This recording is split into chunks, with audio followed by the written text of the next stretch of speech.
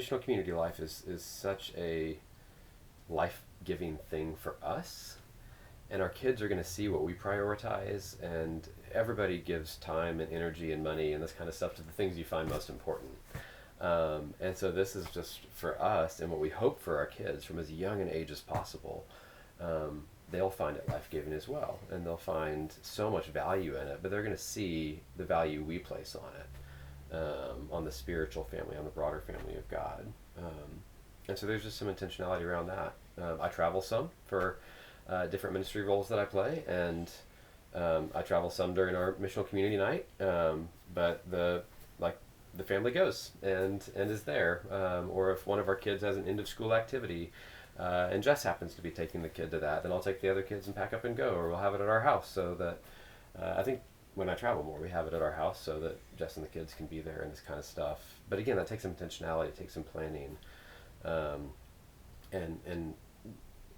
it's like anything else. Like the tide doesn't necessarily drift toward, oh, one day this just becomes easy.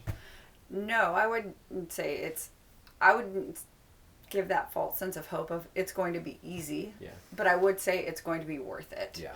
Because I think that, like, when Ben was traveling, especially when Ben was traveling and the kids were younger, a lot of times it would be hard to, like, motivate to go, or to be like, oh man, a bunch of people are about to come over.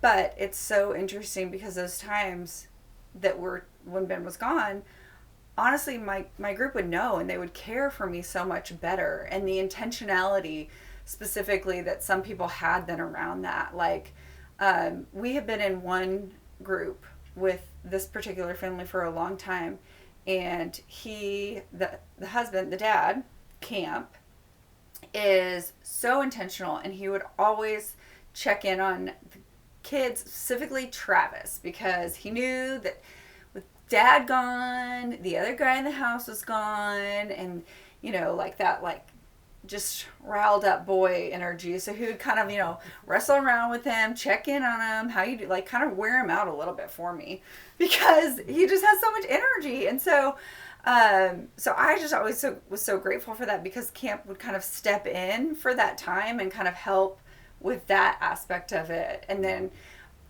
my girlfriends would be checking in on me and that, and they would and also too, I'm like, honestly, when you get down to, like, the logistics of it, it was kind of great, because then also everyone was fed. I didn't have to make dinner. That wasn't a night that I did dinner, and so all my people got fed without needing to do that. Yeah, I think of Roger and Carol, who's an older couple in our community. Our communities are multi-generational, and Carol is the number one person to go, I'm bringing dinner tonight. Yes, kind of if Ben and also now sometimes Camp travels, and so if Kathy and I are solo parenting, she is quick to always be like, well, we're going to provide dinner, and we can either come to you or you guys can come to us, whatever's easier. And I think just her seeing and acknowledging that in our season our season, it's been Ben's traveled my children's entire life from time to time. So, like, they've always been aware of that and cared well in that. And so I think just showing up, even when it seems hard to get there, it's hard to load everyone up, or open the door for everyone, realizing, like, oh goodness, this is going to be a lot.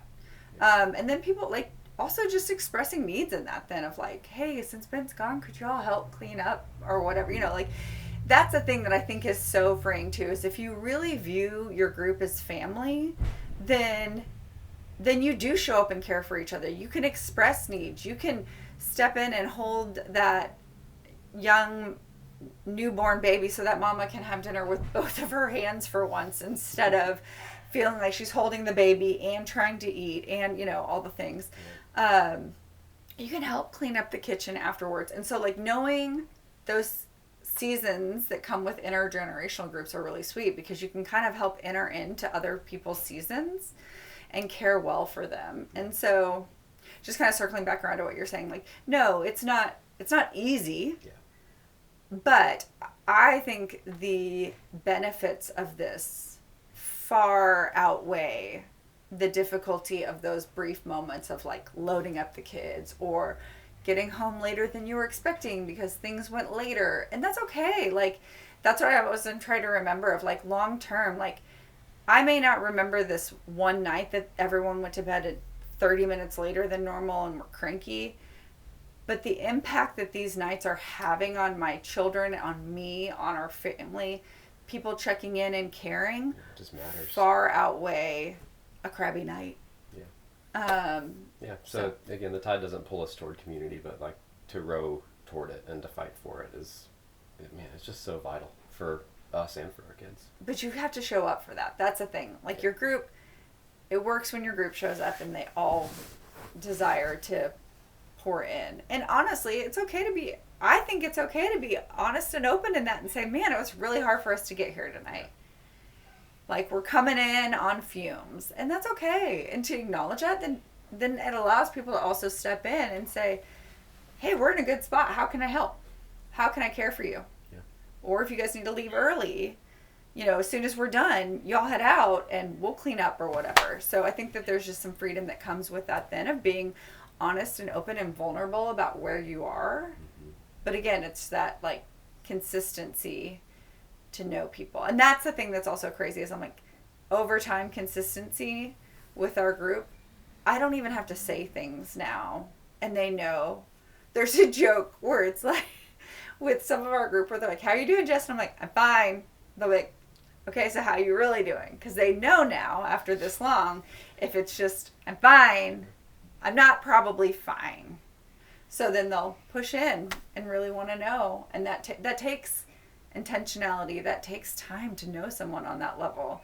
And that takes care. Yeah.